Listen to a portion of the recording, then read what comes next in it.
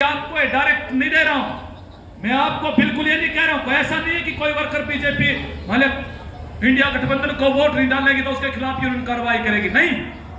ये आपका अधिकार है, आप किसी भी पार्टी को वोट डाल सकते हो, लेकिन आपकी यूनियन, हम आपके नेता और आपको ये समझा रहे हैं, आप अपने अनुभव के हिसाब से देखना कि आपको क्या करना है। सवाल ये है कि आज जो हमारी मांग है, जो मांग पत्र पर सरकार को भिजवाया है, उसमें मांग क्या है? हमारे 75 में हमारी स्कीम शुरू हुई थी। अपने यहां कहावत है कि भाई 12 साल में तो कुर्डी के भी भाग बनते, यही बोलते हैं ना। और ये आंगनबाड़ी की स्कीम कितनी पुरानी है, आप बताओ कब शुरू हुए थे, कहां पहुंचे? और हमारे हरियाणा के मुख्यमंत्री वो पूर्व हो चुके हैं, मनोहर लाल खट्टर। अच्छा होता है आज मुख्यमंत्री होते और भाषण को सुनते वो, आज उनको तो पूर्व बना दिया। लेकिन आपको ये बात याद रखनी चाहिए कि जो पलवल में बोल रहे थे, पलवल में उन्होंने गांव की भरी, उसके अंदर गांव के लोगों के बीच में क्या कहा, बताओ भाई, हम जो आंगनबाड़ी केंद्रों को बंद करना चाहते हैं, कौन कौन इसके लिए तैयार है?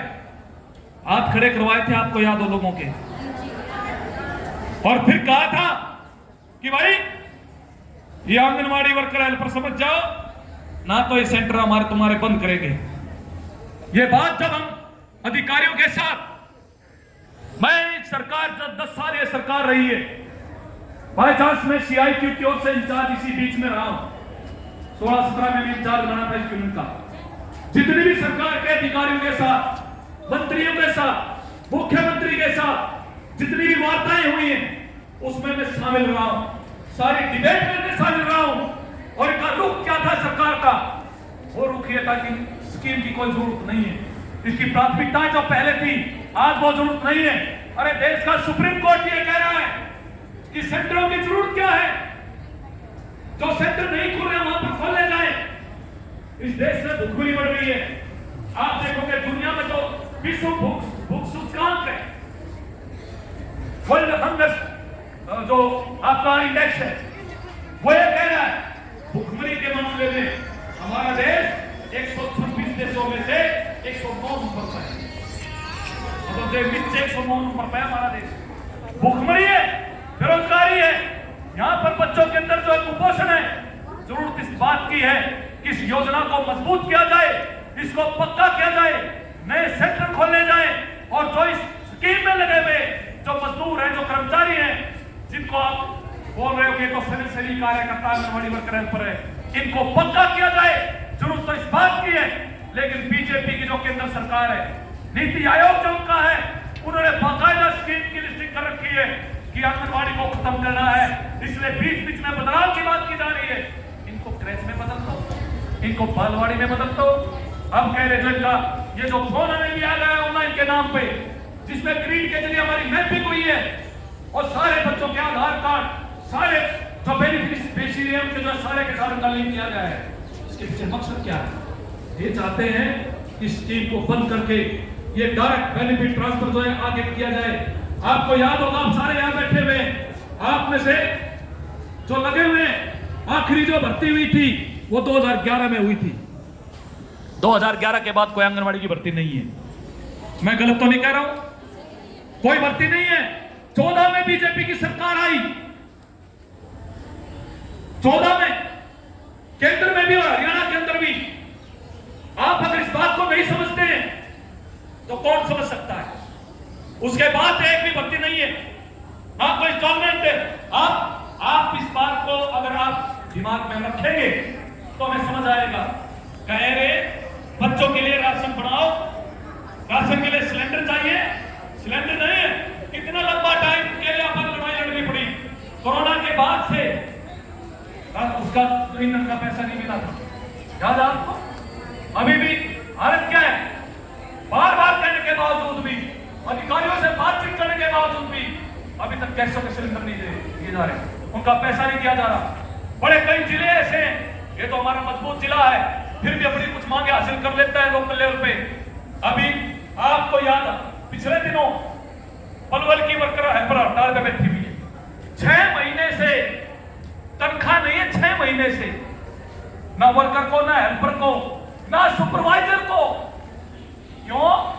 सीडीपीओ ही नहीं है, एक भी सीडीपीओ नहीं है पूरे जिले में। तो कौन बनाएगा?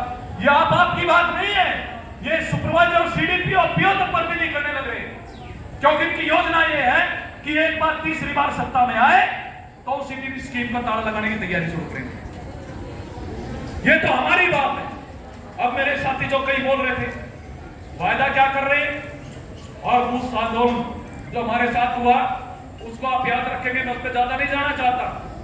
लेकिन आप देखोगे जो ये पूरा का पूरा प्रोपेगेंडा, 2 बातें बीजेपी ने शुरुआत जो कई महीनों से, लगभग साल भर से जो इन्होंने प्रचार चलाया है, एक प्रचार तो है अब की बार 400, क्या नारा लगाया अब की बार?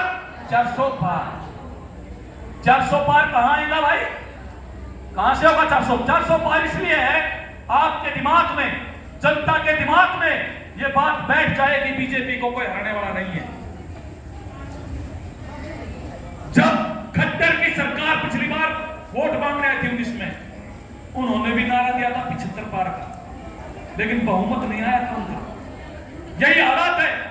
बीजेपी का सर्वे है इंटरनल 1 साल पहले से कि अब की बार उनकी 200 सीट भी नहीं आएगी, इसलिए पूरा रणनीति के तहत उन्होंने प्रचार चलाया है।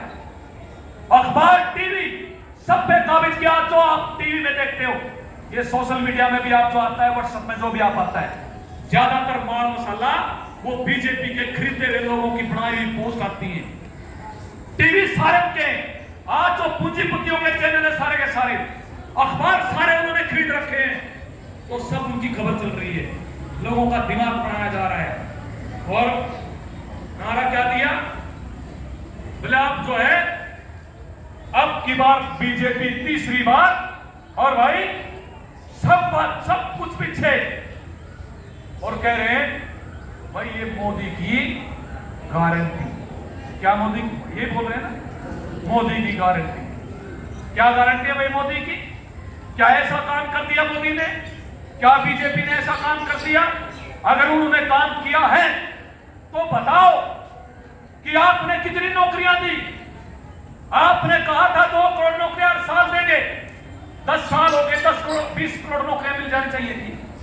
हर साल 2 करोड़ नौकरियां देने का वादा किया, 20 करोड़ नौकरियां किसी को मिली नौकरी? हालत क्या है? आज 23 विभागों को खत्म किया है, कच्ची नौकरियां, हरियाणा कौशल रोजगार निगम हरियाणा नौकरियों का पक्का प्रबंध यह किया बीजेपी की सरकार ने, उसके नाम पे कोई वोट नहीं है। क्या कह रहे हैं कि भाई आपको अगले 5 साल तक मिलेगा, या है मोदी